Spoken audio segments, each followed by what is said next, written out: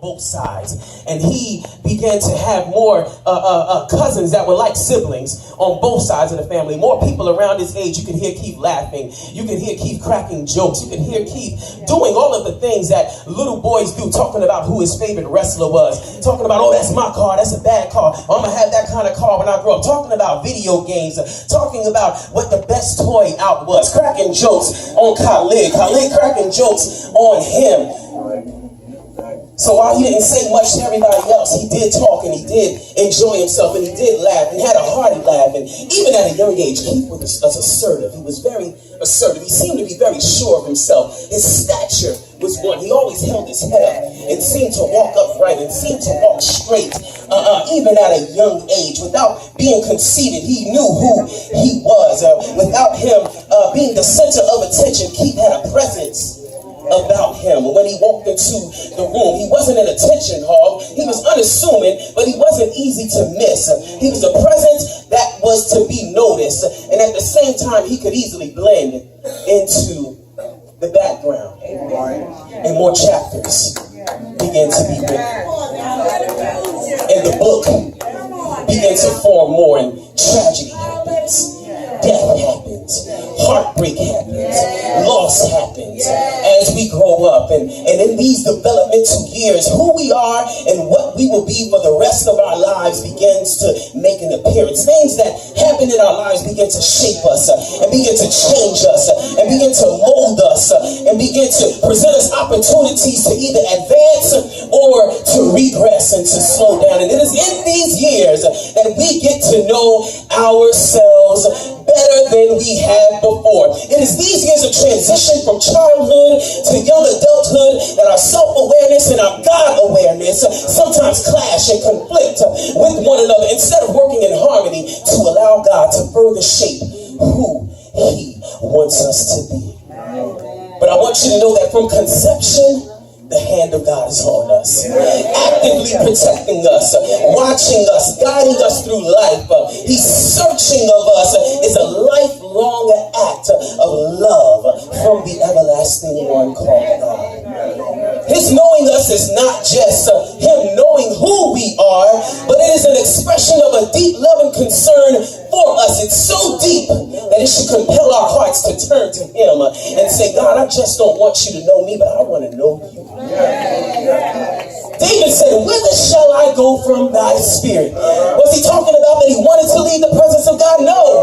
Was he talking about that he wanted to run away from God? No. What David was talking about was that if I should go or try to run away from your spirit, I know you're there. No matter what I do, no matter what I encounter, God, I know you're there. Your spirit is there. I don't want to go, but sometimes things in life drive me beyond what your will for my life is. And it causes me to trust my own will. It causes me to make my own decisions. And it causes me to choose my own way. But God, as long as you're there, no matter where I go or how far I go, somehow, deep down inside, help me to remember that you love me. Help me to remember that there are people that love me.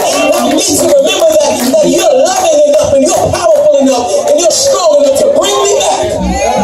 If I should ever go astray. I heard somebody say that you really don't know what victory is without experiencing defeat. It's one thing to know what victory is after being beaten down and bruised and after falling and after being defeated and after being left for dead. The book of Keith showed us redemption. The book of Keith showed us deliverance. The book of Keith showed us the love of God. The book of Keith showed us the hand of God. What man calls broken, God can call it to be whole. What man calls lost, God never lost it.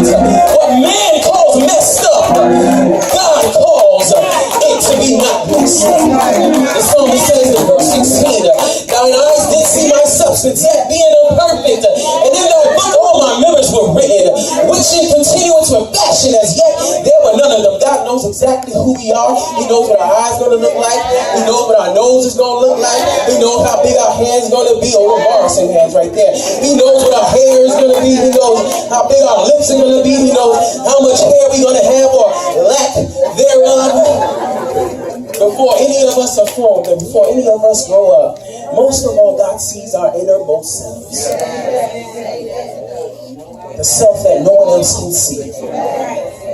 What I found out about Keith, he would come by the house, get his hair cut, and for me to trim his beard up. Since Keith was young, he would bring Keith with him sometimes. That my cousin was peaceful, gentle, Keith was calm. And my wife always says, "Oh, that Morrieson is so sweet." He had a sweet demeanor. Keith had a sweet demeanor about him. When we converse, it was always about the things that the Apostle Paul told us to converse about. Whatsoever things are true. Whatsoever things are honest. Whatsoever things are just. Whatsoever things are pure. Whatsoever things are lovely. Whatsoever things are of good report. If there be any virtue, and if there be any praise, think on these things. These are the things that Keith and I talked about. These are the conversations that Keith and I had. I got to know Keith a little bit more and a little bit better than I had before growing up. And I still didn't know him like God knew him. And like God knows us. God sees deep inside of us and nothing is hidden from him. Even when we have to be made over. Even when we have to be renewed. Even God sees and knows how to remake us and how to renew us. Because I can say something to you and it might not take root, but oh, when God does it. He talked about his challenges. He talked about his troubles. And as we spoke, he acknowledged certain things about himself. And what happened was my mind would go to Jeremiah 18. The Lord sent Jeremiah down to the potter's house. And Jeremiah said, I went to the potter's house and he was making something on the wheel. And as the wheel was spinning and he was trying to form the pot that was on the wheel, the pot got messed up. The pot got marred. The pot looked like nothing that was useful. The pot looked all jacked up and it was lopsided and the pot was misshapen. And as Keith began to talk to me, I began to think about that potter and that potter's wheel. And it wasn't recognizable as anything that could be of use on that wheel. But my mind went on further in the scripture, where the scripture lets us know the pot never left the potter's hands. No matter how messed up it got, no matter how jacked up it was, no matter how useless people thought it might have been, it never left his hand. And what did that potter do? He took that same old messed up lump of clay and he began to make another vessel right with that same lump of clay. When it's messed up, he started over. If that messed up, he would start over again. If that one messed up, he would start over one more time. The Lord told Jeremiah, the same way that potter remakes a vessel over and over again, that's the same thing that I'm going to do with you, Keith. That's the same thing that I'm going to do with you, Keith. It's the same thing that he does with us today. We get messed up. We get stubborn. We go our own way. We make our own decisions. We do what it is that we want to do. But we never leave the potter's hands. He never casts us aside. But carefully and lovingly remakes us. Sometimes over and over and over and over and over and over again. Some of us get remade in secret. Some of us get remade in public, in front of everybody. But the point is that allow yourself to be remade. No matter how it happens, we ought to be grateful that the potter sees fit to remake us again. Because if left up to us, we toss one another aside. If left up to us, we leave one another out there. I'm grateful that Keith wasn't tossed aside. I'm grateful that God didn't leave him out there. I'm grateful that God never took his hands off of him. And the chapters of his life continued in a story that looked like tragedy turned into one of victory. Somebody give God praise for Keith's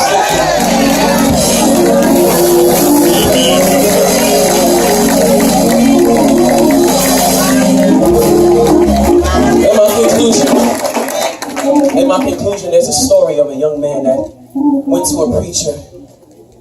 And he said to the preacher, can God use anybody to spread his word of love, his message of love? Preacher, can God use anybody? The preacher told the young man that God can use whomever and whatever he pleases to spread his message. The young man said to the preacher, you know, I'm not a preacher, but I just feel like God has some things he wants me to say to people. You know, he told the preacher, he said, God is merciful. And I definitely received his mercy. The young man told the preacher, I just think others need to hear about this so they can trust God too. The man said, Jesus saved my life. The preacher encouraged the young man to surrender everything. Surrender all to God and let God use him how he sees fit. Because that's the message that everybody needs to hear. He told the young man that doing that is a part of everyone's job as a follower of Christ, whether you're a preacher or whether you're not a preacher. That's a true story. I know it's a true story because that young man was Keith. And that preacher was me. So every time Keith spoke to one of you, and every time Keith shared his struggles, and every time Keith shared his redemption, and every time Keith encouraged you, stay in school, listen to your parents, do the right thing, don't go the wrong way like I did, don't make your own decisions like I made. Every time Keith said something encouraging to any one of us, it wasn't him in his flesh, but it was the voice of God.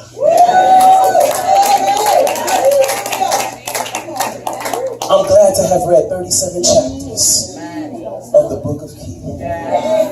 On this side, we write the end. But in my heart, I believe that when the Spirit of the Lord descends from heaven with the shout that the dead in Christ are going to rise. And that's going to be just the beginning for Keith. So we write the end here. But his story is going to continue. And after the dead arise, we that remain alive will be caught up together to meet Jesus in the air. So through tears of sadness, through heartache, through heartbreak, through hurt, through pain, the Bible says, comfort one another with these words. So when you feel the tears fall, just remind the one next to you, we don't see him again. So I take these words to be exactly what they're intended to be, words of comfort. The book of Keith. Rest well, cousin. Amen.